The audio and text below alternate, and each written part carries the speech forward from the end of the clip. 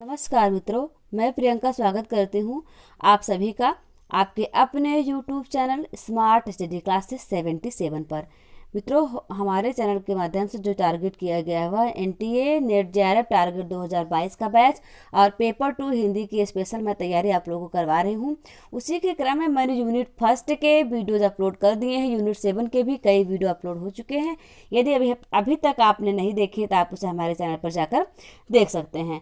और यूनिट 7 जो है मित्रों वह कहानी का यूनिट है। अभी मैं आपको सभी कहानियाँ पढ़ा रही हूँ। इसके PDF यदि आप प्राप्त करना चाहते हैं तो आप हमारे टेलीग्राम चैनल पर जुड़ सकते हैं, वहाँ पर आपको इन सभी क्लासों की PDF मिल जाएगी। आप देखते हैं कि आज की जो कहानी है वह है कानों में कंगना। 1913 इसमें प्रकाशित हुई और इसके लेखक थे राधिका रमण सिंह। इस कहानी के प्रमुख पात्र को हम देखेंगे नरेंद्र, जो कि किरण का पति है, और योगेश्वर जो है वो नरेंद्र के गुरु हैं, वह किरण के पिता हैं। किरण इस कहानी की नायिका है। जानते हैं राधिका रमण सिंह के बारे में। इनका जन्म हुआ था 10 सितंबर 1890 को शाहाबाद, जो कि बिहार में पड़ता है, और मृत्यु हो गई थी 24 मार्च 1971 ईस्वी में। आइए अब हम देखते हैं कानों में कंगना जो कहानी है वह किस प्रकार से आत्मविभोर कर देने वाली है। चलिए प्रारंभ करते हैं। किरण, तुम्हारे कानों में क्या है? उसके कानों से चंचल लट को हटाकर कहा कंगना। अरे, कानों में कंगना? सचमुच 2 कंगन कानों को घेर कर बैठे थे। हाँ, तब कहाँ पहनूं? किरण अभी भोरी थी। दुनिया में जिसे भोरी कहते हैं वैसी भोरी नहीं। उसे वन के फूलों का भोलापन समझो, नवीन चमन के फूलों की भंगी नहीं, विविध खाद या रस से जिनकी जीविका है, निरंतर काट छाट से जिनका सौंदर्य है, जो 2 घड़ी चंचल चिकने बाल की भूषा है, 2 घड़ी तुम्हारे फूलदान की शोभा। वन के फूल ऐसे नहीं, प्रकृति के हाथों में लगे हैं, मेघों की धारा से बढ़े हैं। चटुल दृष्टि इन्हें पाती नहीं, जगत द्वाई इन्हें छूती नहीं। यह सरल सुंदर सौरभमय जीवन है। जब जीवित रहे तब चारों तरफ अपने प्राण धन से हरे भरे रहे। जब समय आया तब अपनी माँ की गोद में झड़ पड़े। आकाश स्वच्छ था, नील उदार सुंदर, पत्ते शांत थे। संध्या हो चली थी। सुनहरी किरणें सुदूर पर्वत की चूड़ा से देख रही थी। वह पतली किरण अपनी मृत्यु सैया से इस शून्य निविड़ कानन में क्या ढूंढ रही थी? कौन कहे, किसे एकटक देखती थी? कौन जाने अपनी लीला भूमि को स्नेह करना चाहती थी या हमारे बाद वहाँ क्या हो रहा है इसे जोती थी। मैं क्या बता सकूं? जो हो उसकी उस भंगी में आकांक्षा स्वयं थी। मैं तो खड़ा खड़ उन बड़ी आंखों की किरण लौटता था। आकाश में तारों को देखा या उन जगमग आंखों को देखा, बात एक ही थी। हम दूर से तारों के सुंदर शून्य झिकमिक को बार बार देखते हैं, लेकिन वह सस्पंद निश्चेष्ट ज्योति सचमुच भावहीन है या आप ही आप अपनी अंतर मस्ती से मस्त है? इसे जानना आसान नहीं। हमारी ऐसी आंखें कहाँ कि उनके सहारे उस निगूढ़ अंतर में डूबकर था लें। मैं रसाल की डोली थामकर पास ही खड़ा था। वह बालों को हटाकर कंगन दिखाने की भंगी प्राणों में रह रह कर उठती थी।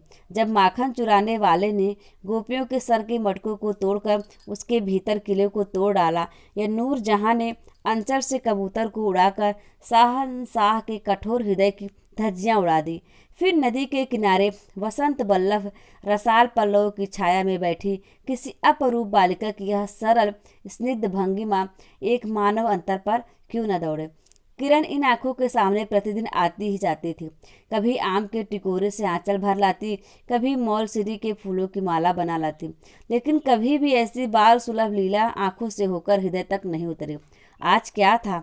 कौन शुभ या अशुभ क्षण था कि अचानक वह बनेली लता मंदार माला से भी कहीं मनोरम दिख पड़ी?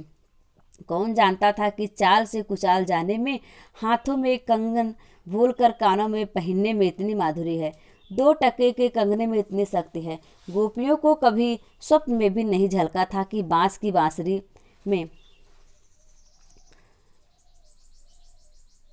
घूंघट खोलकर नचा देने वाली शक्ति भरी है। मैंने चटपट उसके कानों से कंगन उतार लिया और फिर धीरे धीरे उसकी उंगलियों पर चढ़ाने लगा। न जाने उस घड़ी कैसी खलबली थी, मुंह से अचानक निकल गया, किरण आज की यह घटना मुझे मरते दम तक न भूलेगी। यह भीतर तक बैठ गई। उसकी बड़ी बड़ी आंखें और भी बड़ी हो गई। मुझे चोट सी लगी। मैं तत्क्षण योगीश्वर की कुटी की तरफ चल दिया। प्राण भी उसी समय नहीं चल दिए। यही विस्मय था। एक दिन की इसी दुनिया में दुनिया से दूर रहकर लोग दूसरी दुनिया का सुख उठाते थे। हर चंदन के पल्लवों की छाया भूलोक पर कहाँ मिले। लेकिन किसी समय हमारे यहाँ भी ऐसे वन थे जिनके वृक्षों के साये में घड़ी निवारने के लिए स्वर्ग से देवता भी उतर आते थे। जिस पंचवटी का अनंत यौवन देखकर राम की आंखें भी खिल उठती थी, वहाँ के निवासियों ने कभी अमर तरु के फूलों की माला नहीं चाही, मंदाकिनी के छींटों की शीतलता नहीं ढूंढी। नंदनोपवन का सानी कहीं वन भी था। कल्प वृक्ष की छाया में शांति अवश्य है, लेकिन कदम की छैया कहाँ मिल सकती थी। हमारी तुम्हारी आंखों ने कभी नंदनोत्सव की लीला नहीं देखी, लेकिन इसी भूतल पर एक दिन ऐसा उत्सव हो चुका है जिसको देख देख कर प्रकृति तथा रजनी 6 महीने तक ठगी रही। सत्य सत्य देवांगनाओं ने पारिजात के फूलों की वर्षा से नंदन कानन को उजाड़ डाला। समय ने सब कुछ पलट दिया। अब वैसे वन नहीं जहाँ कृष्ण गोलोक से उतरकर 2 घड़ी वंशी की टेर दें। ऐसे कुटीर नहीं जिनके दर्शन से रामचंद्र का भी अंतर प्रसन्न हो, या ऐसे मुनीस नहीं जो धर्म धुरंधर धर्मराज को भी धर्म में शिक्षा दे। यदि 1-2 भूले भटके हों भी, तब अभी तक उन पर दुनिया का पर्दा नहीं उठा, जगन माया की माया नहीं लगी। लेकिन वे कब तक बचे रहेंगे? लोग अपने यहाँ अलौकिक बातें कब तक होने देगा? भवसागर की जल तरंगों पर स्थिर होना कब संभव है? ऋषिकेश के पास एक सुंदर वन है। सुंदर नहीं, अपरूप सुंदर है। वह प्रमोद वन की विलास निकुंजों जैसा सुंदर नहीं, वरन चित्रकूट या पंचवटी की महिमा से मंडित है। वहाँ चिकनी चांदनी में बैठकर कनक घुंघरू की इच्छा नहीं होती, वरन प्राणों में एक ऐसी आवेश धारा उठती है जो कभी अनंत साधना के कोल पर पहुँचती है, कभी जीव जगत के एक तत्व से दौड़ मिलती है। गंगा की अनंत गरिमा, वन की निविड़ योग निद्रा वहीं देख पड़ेगी। कौन कहे वहाँ जाकर यह चंचल चित्त क्या चाहता है? गंभीर अलौकिक आनंद या शांत सुंदर रमण। इसी वन में एक कुटी बनाकर योगीश्वर रहते थे। योगीश्वर ही थे। यद्यपि भूतल पर ही रहते थे, तथापि उन्हें इस लोक का जीव कहना यथार्थ नहीं था। उनकी चित्तवृत्ति सरस्वती के श्री चरणों में थी। यह ब्रह्मलोक की अनंत शांति में लिपटी थी, और वह बालिका स्वर्ग से एक रस में उतरकर उस घने जंगल में उजेला करती फिरती थी। वह लौकिक मायाबद्ध जीवन नहीं था। इसे बंधन रहित, बाधाहीन, नाचती किरणों की लेखा कहिए। मानो निर्मुक्त चंचल मलय वायु फूल फूल पर, डाली डाली पर डोलती फिरती हो, या कोई मूर्तिमान अमर संगीत बेरोक टोक हवा पर या जल की तरंग भंग पर नाच रहा हो। मैं ही वहाँ इस लोक का प्रतिनिधि था। मैं ही उन्हें उनकी अलौकिक स्थिति से इस जटिल मर्त राज्य में खींच लाता था। कुछ साल से मैं योगेश्वर के यहाँ आता जाता था।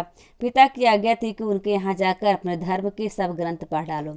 योगेश्वर और बाबा लड़कपन के साथी थे, इसलिए उनकी मुझ पर इतनी दया थी। किरण उनकी लड़की थी। उस कुटीर में वही दीपक थी। जिस दिन की घटना मैं लिख आया हूँ, उसी दिन सवेरे मेरे अध्ययन की पूरा होती थी, और बाबा के कहने पर एक जोड़ा पीताम्बर, 5 स्वर्ण मुद्राएं तथा किरण के लिए 2 कनक कंगन आचार्य के निकट ले गया था। योगेश्वर ने सब लौटा दिया, केवल कंगन को किरण उठा ले गए। वह क्या समझकर चुप रह गए। समय का अद्भुत चक्र है। जिस दिन मैंने धर्म ग्रंथ से मुंह मोड़ा, उसी दिन कामदेव ने वहां जाकर उनकी किताब का पहला सफ़ा उल्टा। दूसरे दिन मैं योगेश्वर से मिलने गया। वह किरण को पास बिठा कर न जाने क्या पढ़ा रहे थे। उनकी आंखें गंभीर थी। मुझको देखते ही वह उठ पड़े और मेरे कंधों पर हाथ रखकर गदगद स्वर से बोले, नरेंद्र, अब मैं चला, किरण तुम्हारे हवाले है। यह कहकर किसी की सुकोमल उंगलियां मेरे हाथों में रख दी। लोचनों के कोनों पर 2 बूंदें निकलकर झांक पड़ी। मैं सहम उठा। क्या उन पर सब बातें विदित थीं? क्या उनकी तीव्र दृष्टि मेरी अंतर लहरी तक डूब चुकी थी? वह ठहरे नहीं, चल दिए। मैं कांपता रह गया, किरण देखती रह गई। सन्नाटा छा गया। वन वायु भी चुप हो चली। हम दोनों भी चुप चल पड़े। किरण मेरे कंधे पर थी। हठात अंतर से कोई अकड़ कर कह उठा, हाय नरेंद्र, यह क्या? तुम इस वन फूल को किस चमन में ले चले? इस बंधन विहीन स्वर्गीय जीवन को किस लोकचाल में बांधने चले?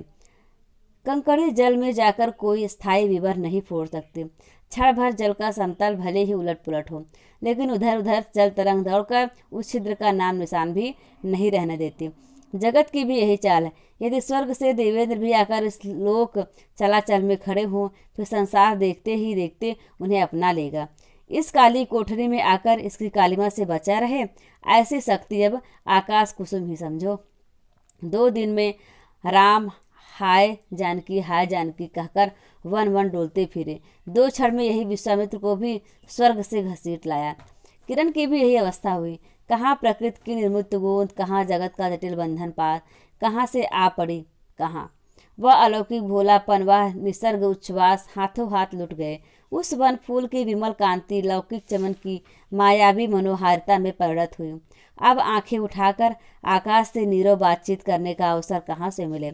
मलय वायु से मिलकर मलयाचल के फूलों की पूछताछ क्यों कर हो? जब किशोरी नए सांचे में ढलकर उतरी, उसे पहचानना भी कठिन था। वह अब लाल चोली हरी साड़ी पहनकर सर पर सिंदूर रेखा सजाती थी और हाथों के कंगन, कानों की बाली, गले की कंठी तथा कमर की करधनी दिन दिन उसके चित्त को नचाए मारती थी।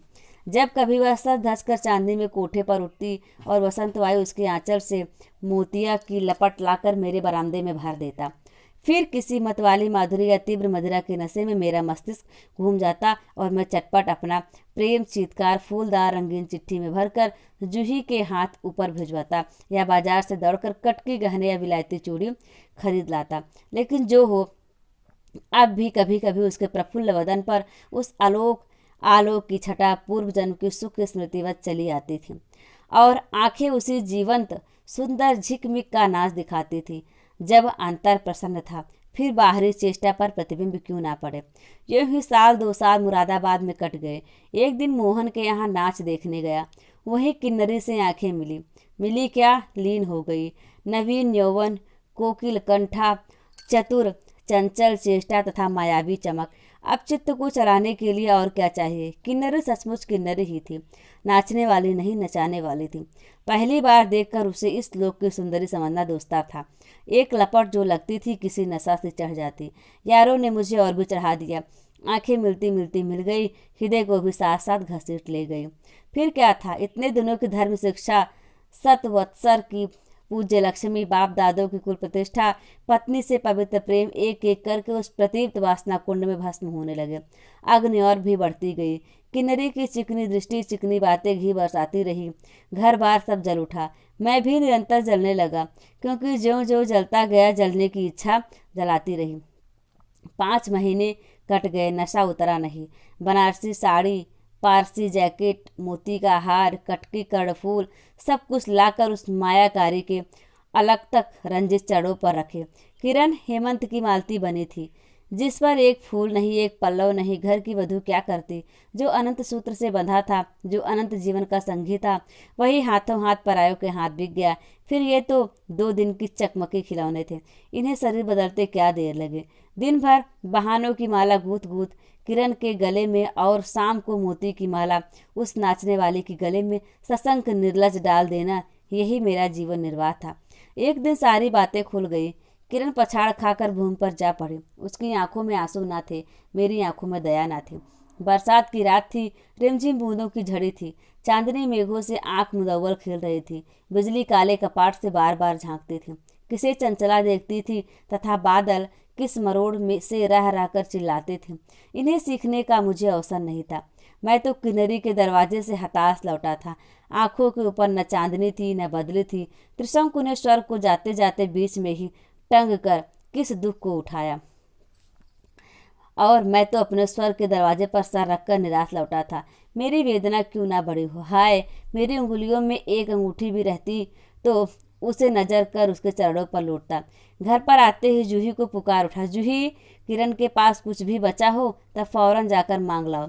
ऊपर से कोई आवाज़ नहीं आई, केवल सर के ऊपर से काला बादल कालांत चीत्कार के चिल्ला उठा। मेरा मस्तिष्क घूम उठा। मैं तत्क्षण कोठे पर दौड़ा। सब संदूक झांके, जो कुछ मिला सब तार डाला, लेकिन मिला कुछ भी नहीं। अलमारी में केवल मकड़े का जाल था। श्रृंगार बक्स में एक छिपकली बैठी थी। उसी दम किरण पर झपटा। पास जाते ही सहम गया। वह तकिया के सहारे निसहाय निस्पंद लेटी थी। केवल चांद ने खिड़की से होकर उसे गोद में ले रखा था और वायु उस शरीर पर जल से भिगोया पंखा झल रही थी। मुख पर एक अपरूप छटा थी। कौन कहे कहीं जीवन की शेष रस्म क्षण भर वहीं अटकी हो। आंखों में एक जीवन ज्योति थी। शायद प्राण शरीर से निकलकर किसी आश्रय से वहां बैठ रहा था। मैं फिर पुकार उठा, किरण, किरण, तुम्हारे पास कोई गहना भी रहा है? हाँ, चीड़कंठ की कांकली थी। कहाँ है? अभी देखने दो। उसने धीरे से घूंघट सरका कर कहा, वही, कानों में कंगना। सर तकिए से ढल पड़ा। आंखें भी झिप गई। वह जीवंत रेखा कहाँ चली गई? क्या इतने ही दिन के लिए अब तक ये ठहरी थी? आंखें मुख पर जा पड़ी। वही कंगन थे, वैसे ही कानों को घेर कर बैठे थे। मेरी स्मृति तड़े वेग से नाच उठी। दुष्यंत ने अंगूठी पहचान ली। भूली शकुंतला उस पर याद आ गई। लेकिन दुष्यंत सौभाग्यशाली थे, चक्रवर्ती राजा थे। अपनी प्राण प्रिया को आकाश पाताल छान कर ढूंढ निकाला। मेरी किरण तो इस भूतल पर ना थी कि किसी तरह प्राण देकर भी उसका पता पाता। परलोक से ढूंढ निकालो ऐसी शक्ति इस दीनहीन मानव में कहा। नशा चढ़ा, नशा उतर पड़ा। सारी बातें सोच गई। आंखों पर की पट्टी खुल पड़ी। लेकिन हाय, खुली भी तो उस समय जब जीवन में केवल अंधकार ही रह गया। मित्रों, यह रही राधिका अमर सिंह जी की बहुत ही मार्मिक कहानी, कानों में कंगना। ये है महादेव जी, घुश्मेश्वर नाथ धाम की ये तस्वीर है, आप देख पा रहे होंगे। मित्रों, कैसे लगी आपको यह हमारी क्लास कहानी की? आप इसे अवश्य बताएं हमें। इस कहानी से संबंधित जो भी क्वेश्चन हो, आपके जो भी क्वेरी आप करना चाहते हैं, हमारे कमेंट बॉक्स में हमसे कर सकते हैं। आपके नेट की परीक्षा के लिए बहुत ही इम्पोर्टेंट है। प्रत्येक कहानी पात्र भी पूछा जाता है और पात्रों के कथन भी पूछे जाते हैं। इसलिए आपको प्रत्येक कहानी को ध्यान से पढ़ना चाहिए और सुनना चाहिए। एक बार नहीं, कम से कम 2-3 बार, ताकि कहानी के हर कथन आपको अच्छे तरीके से याद हो जाए। ठीक है मित्रों, बहुत ही जल्द हम आपसे मिलेंगे एक और बेहतरीन क्लास के साथ। तब तक के लिए आप स्वस्थ रहिए, मस्त रहिए, हंसते रहिए, मुस्कुराते रहिए। अपना और अपनों का ख्याल रखिए। जय हिंद, जय भारत।